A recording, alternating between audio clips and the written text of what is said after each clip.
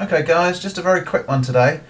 I was clearing up the shop after doing that big knife, the Legend, and I found a few scraps lying about like this. These are what I cut off to make the tang on the big knife. So I thought, well, it seems a shame to waste them.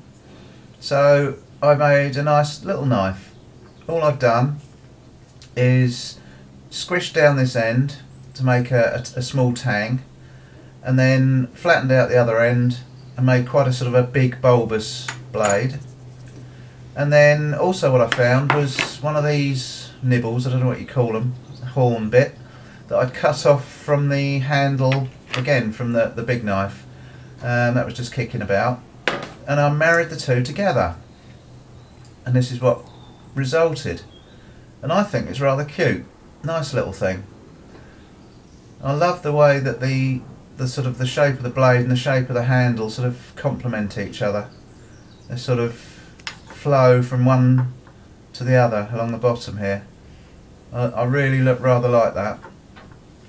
But anyway, I also tried to do a bit of acid etching, which you can probably just see on the blade, which was a bit of a fail. I used the nail polish and hydrochloric acid, but for some reason the nail polish actually came off at some stage in a whole sheet, which I didn't know until I pulled the knife out after about an hour and a half.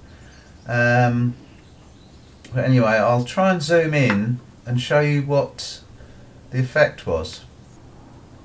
I don't know if you can see, it obviously stayed on long enough to define the stripes, because you can actually see them, but I wanted a really deep etch next to them. But what it's done, obviously when the whole lot, the acid must have seeped under the polish. I don't know if it's because I'd actually shined the knife up too much, or whether it's something to do with this steel.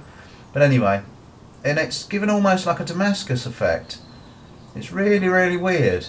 When it was dirty, before I've polished this up again, before I polished it up, the dirt was in the grain, in the bits in between the stripes, and it actually looks rather nice. But it's weird, but I still can't figure out why that polish came off.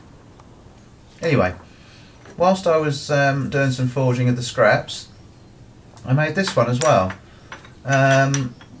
This is in its very early stages, same sort of tang as I put on the small one, but I made this one long and thin instead of short and fat.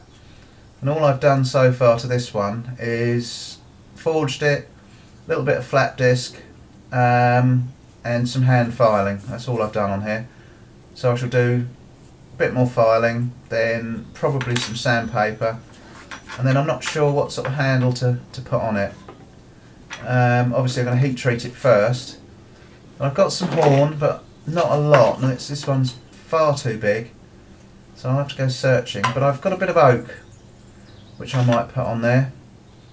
So anyway, that's going to be another video. So thanks for watching. Catch you on the next one.